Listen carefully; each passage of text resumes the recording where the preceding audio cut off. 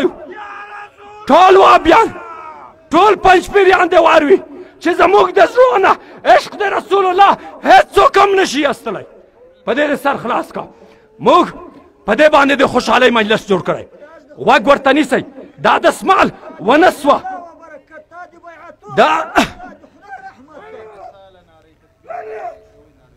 دا دسمال. نعره تکبیر، نعره تکبیر، ماشاءالله بجو سره نعره تکبیر، نعره رساله. لنډ درته وایم نو هغه دسمال چې د مخ سره لګېدلی دی هغه اور نه سوځي. وهابیان څه وایي؟ وایي والدین د مصطفی العیاذ بالله نقل کفر نباشد، وایي چې هغه کافران تیر شوي دي. الله څومره بې ادبه دي. بې ادبي یو څو درته وایم د دې بې ادبۍ بیا درته ښایم. جلال الدین سیوطي شپږ کتابونه په اثبات د اسلام د والدینو مصطفی لیکلي دي. المسالک الحنفا فی اسلام والدی المصطفی. زه څه ورته وایم هغه دسمال چې د رسول الله د مخ سره لګېدلی هغه اور د دنیا نه سوځي. هغه رحم د آمنې چې نه میاشتې رسول الله پکې پروت دی هغه څرنګې جهنم سوځي، هغه څرنګې سوځي. هغه رحم چې نه میاشتې رسول الله پکې تېرې کړې آیا به اور سوځي. خوله دې ماته شه ای بې ادبه، ای ګستاخه. چاته په مور پلار کې چې غږېږي خفه کېږي که نه؟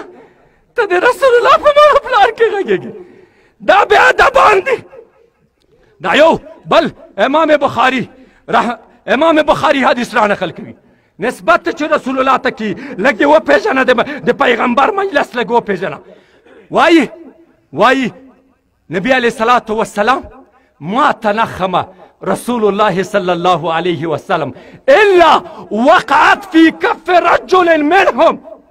وای نبی علیه السلام به چې لاړې توکولې پوزې د هغه به مواد به یې راایستل وی هېڅکله په مځکه نه دي لګېدلي. صحابو به لاس ورته نیولی وه په ځانو باندې به یې موښل. تا ته څه پته لګي؟ ته څه پوهېږې؟ او وایي امام بخاري په غزوه د حدیبیې کې وایي دی کافرانو څوک ولېږل چې ورشئ وګورئ چې لږ دي که ډېر که لږ وو جنګ به ورسره وکړو که نه وي صلح به وکوو. خو لنډه ده چې راغلل نبي علیه السلام اودس کا اوبه یې راتویي صحابو لاس ورته نیولي دي او په ځانو باندې یې موښي.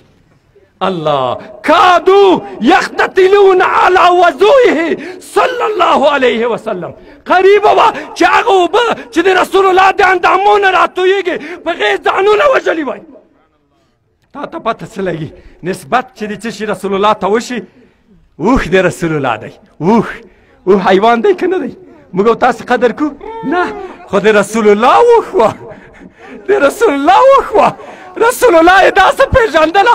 زه وایم ای وهابیانو، ای پنجپیریانو، تاسې نه د رسول الله اوښ هم زر وارې بهتره دی. حیوان وه پېژندلی چې کله رسول الله وفات شو 3 ورځې ژړل. 3 ورځې صحابه به خوراک ورته یوړله ورته کیبه یې کړله. نه اوبه خوړې نه اوبه چکلي دي نه ډوډۍ خوړلې ده. 3 ورځې ژوندی وه وروسته په عشق د رسول الله کې دنیا نه لاړله. اوښ دی نسبت د چا ته کېده؟ رسول الله ته نسبت کېده. چې رسول الله ته نسبت د کوم شي کېږي دغه بیا کوم شان دی؟ دغه بیا کوم شان دی؟ دومره لوړ شان دی. یوه دا خبره کوم نورې لنډوم وخت ناوخته دی. یوه مسله ذکر کوم علما ناست دي البدایه والنهایه او همدارنګه نور مورخین دا مسله ذکر کوي. څه وایي؟ داسې وایي خاوره وی مکه حرم مکی ښه دی که حرم مدني؟ دا یوه مسله اختلافي ده. ښه په دې ځای کې څه وایي؟ مذاهب اربعه امام ابو حنیفه